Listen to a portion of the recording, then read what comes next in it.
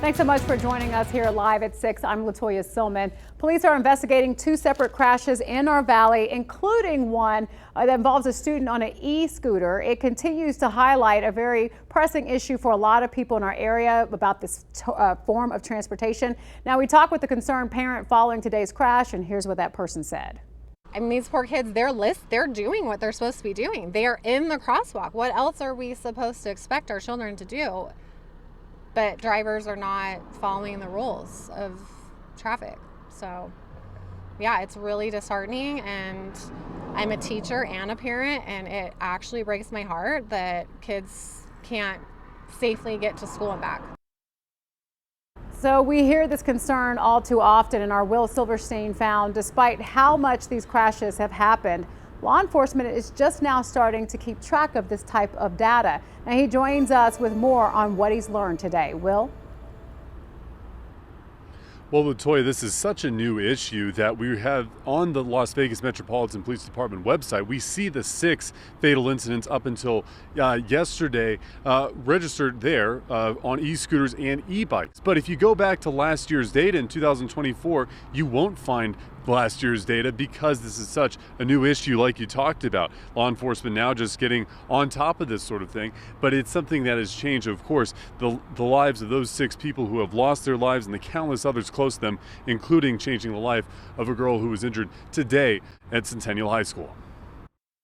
I feel like we don't care about kids in the city because we're not slowing down, we're not taking crosswalks seriously. Longtime Clark County School District parent Candice Meyers has had enough of dangerous collisions involving students in CCSD crosswalks. Meyers, with kids at Centennial High School and Lead Academy Middle School, spoke with News 3 about the scenes out in front of Centennial around 7 this morning involving reports of a girl hit near Wallapai Way. What I was told is that everyone was stopped as this young lady was going across on her e-bike, and then this other car went around everyone else and hit her while she was in the crosswalk. Police are investigating, but tell News 3 the girl suffered non-life-threatening injuries, and the driver of the car that supposedly struck the e-scooter remained on scene. Meyers told us she made pleas to the high school last year when she noticed some of the nearby crosswalk lights did not flash. She says everyone is at risk, not just students. We've had parents try to cross and almost get hit as well. It's arrogance and it's entitlement. People never look both ways. Scarlett Tucker lives in Summerlin, but her friend in Reno suffered a scare on an e-scooter getting hit on the UNR campus.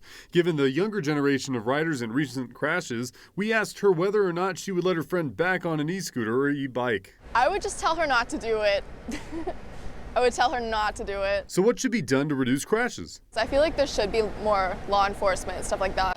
Our population continues to grow faster than our roads were designed or engineered for. And crime statistics are lagging too. The Las Vegas Metropolitan Police website has only started keeping track of e-bike and e-scooter fatals this year. But now Officer Robert Wick says the department has been allowed to make more citations after new laws regulating e-riders came to the city of Las Vegas October 1st. But he said more enforcement will not have the same impact as more education on how to use e-bikes and e-scooters, and that guidance, Wick says, should come from parents. They have to follow the same rules as bicycles, which is abide by all laws of the road. They now have to abide by all those rules. They have to stop at stop signs.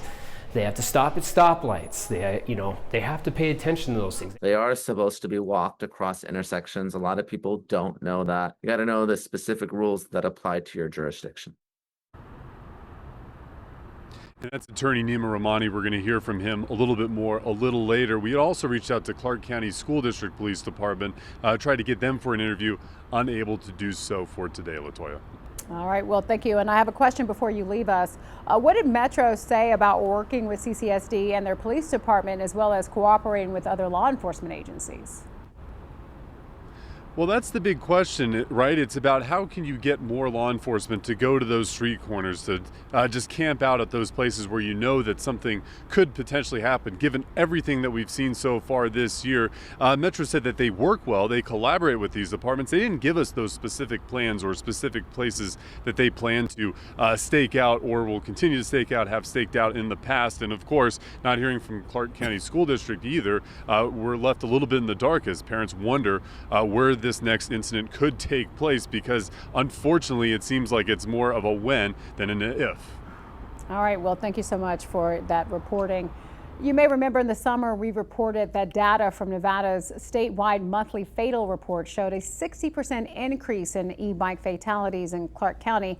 The upward trend across southern Nevada prompted officials to create stricter regulations to keep community members safe. Both Clark County and the city of Henderson already have guidelines in place. Fines for violating the ordinances begin at $150. And new laws just arrived to the city of Las Vegas on October 1st to stop the misuse of e-bikes. They include mandating helmets for all riders of Class 1 through 3 e-bikes, and bikes with more than 3,500 watt batteries are now considered motorcycles, while those that are under 3,500 watts are considered motor-driven cycles. E-bikes must be operated with fewer than 750 watts and have a max speed of 28 miles per hour.